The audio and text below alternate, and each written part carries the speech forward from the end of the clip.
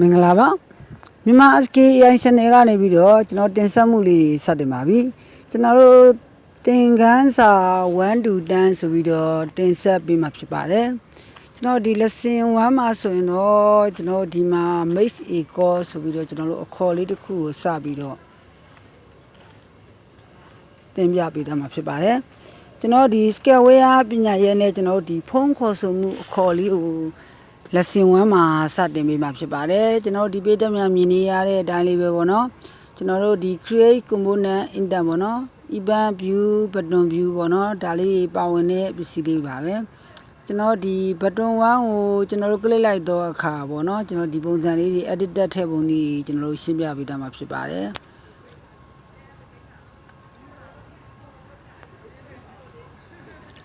ကျွန်တော်ဒီ lesson 1 call ဆိုပြီးတော့ကျွန်တော်စပြီးတော့နှိပ်ပြပါမယ်နော်ဒီ lesson 1 call ဆိုတာလေးကိုနှိပ်လိုက်တဲ့အခါမှာကျွန်တော်ဒီ lesson 1ရဲ့ကျွန်တော်တို့ဒီသင်ခန်းစာဘောနော်စပြီးတော့ကျွန်တော်ရှင်းပြပေးတာမှာဖြစ်ပါတယ်အရင်ဆုံးအနေနဲ့ကျွန်တော်တို့ကပထမအဆုံး editor တစ်ခုကိုကျွန်တော်တို့ထည့်ရမှာဖြစ်ပါတယ်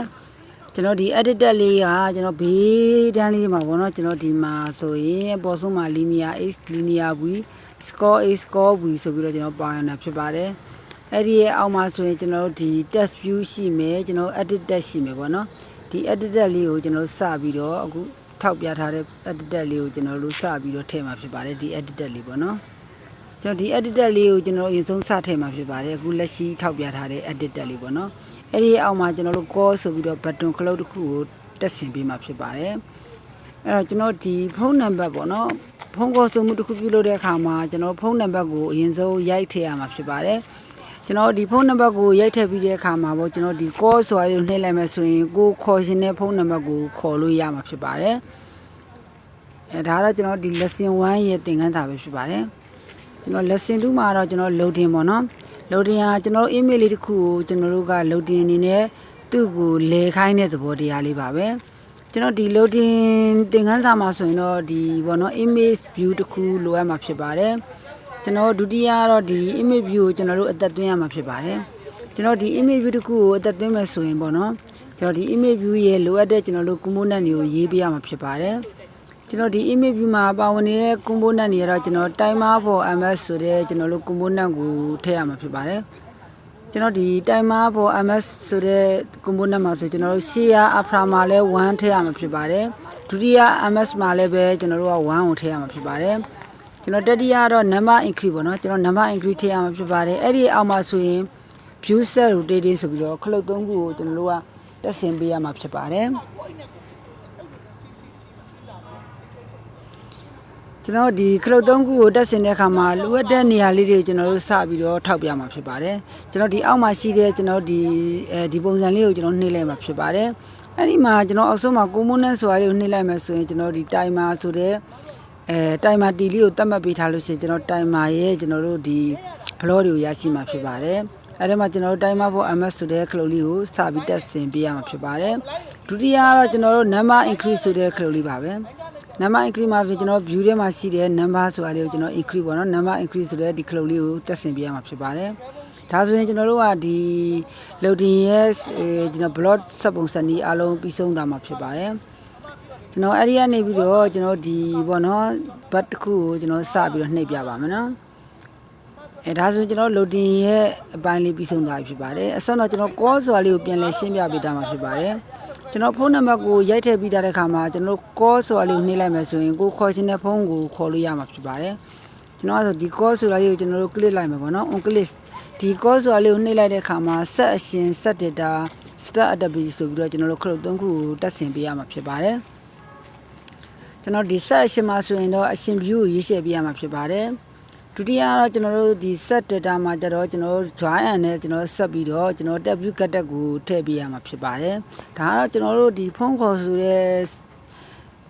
application တိစပုံရဲ့ကျွန်တော် blog လေးကိုရှင်းပြပေးတာဖြစ်ပါတယ်ကျွန်တော်ဒီ number ပေါ့နော်ဒါဆိုရင်ကျွန်တော်တို့ဒီlesson 3ပေါ့နော် lesson 3ကိုကျွန်တော်တို့ဆက်ပြီးတော့ရှင်းပြပေးတာမှာဖြစ်ပါတယ်ကျွန်တော် lesson 3ကကြောင့်ကျွန်တော် video software ဖြစ်ပါတယ်ကျွန်တော် video software မှာဆိုရင်ကျွန်တော် lesson 3ရဲ့ video software ကိုစပြီးဝင်ပြပေးမှာဖြစ်ပါတယ်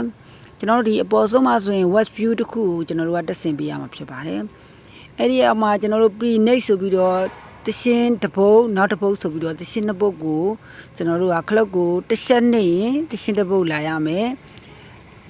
ခလုတ်ကိုခက်ကြကြဖိထားမယ်ဆိုရင်တရှင်းနောက်တစ်ပုတ်လာမယ်ဆိုတဲ့သဘောတရားကိုရှင်းပြထားတာဖြစ်ပါတယ်ကျွန်တော်တို့အဲ့ရဲ့ဘေးလေးမှာဆိုကျွန်တော်တို့မြင်ကွင်းအကျဉ်းအကျယ်ဆိုပြီးတော့ကျွန်တော်တို့က view plus minus ကိုဖော်ပြထားတာဖြစ်ပါတယ်ဒါကတော့ကျွန်တော်ဒီ video app ရဲ့ဖွဲ့စည်းပုံလေးပေါ့နော်ကျွန်တော်ဒီခလုတ်လေးတွေရဲ့စင်ပုံဘလော့တက်စင်ပုံကိုကျွန်တော်တို့စပြီးရှင်းပြပြဖြစ်ပါတယ်ခလုတ်ကိုတစ်ချက်နှိပ်လိုက်တော့အခါ on click ဆိုပြီးတော့ကျွန်တော်ဒီလိုတတ်မှတ်ပေးထားဖြစ်ပါတယ်ဒါလေးအဆိုကျွန်တော်တို့ကဒီ web view ဆိုတာလေးကိုကျွန်တော်တို့ asset view လေးကိုကျွန်တော်တက်ဆင်ပေးထားမယ်ဆိုရင်ဒါတရှင်းတစ်ပုတ်ကိုဖွင့်လို့ရမှာဖြစ်ပါတယ်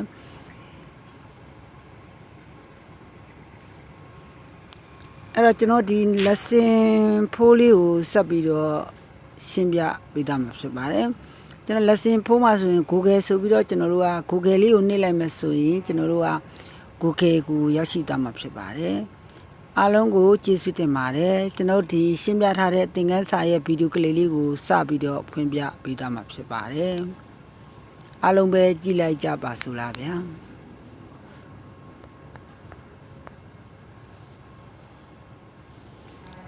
ကျွန်တော်နံပါတ် lesson 1ကိုစပြီးတော့နှိပ်ပြပါမယ်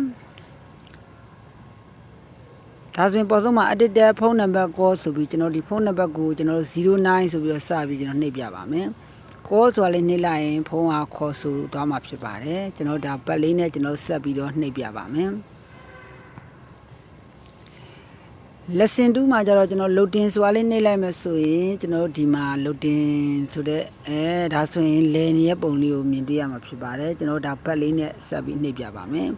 ကျွန်တော် video clip ဆိုတာလေးကို video ဆိုတာလေးကိုနှိပ်ပြပါမယ်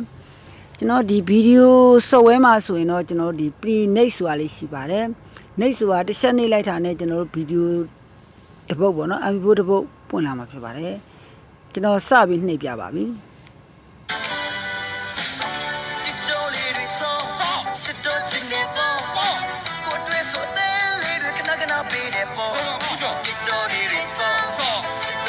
ဒါဆိုရင်ဒီမြင်ကွင်းကိုကျွန်တော်တို့အကျဉ်းအကျယ်ကျွန်တော်တို့ကြည့်လို့ရတဲ့ပုံစံလေးပေါ့နော်ပြီးရင်ကျွန်တော်ဒီ clip ကိုခက်ကြကြဖိထားမယ်ဆိုရင်ဒီရှင်းသားတစ်ပုတ်လာမှာဖြစ်ပါတယ်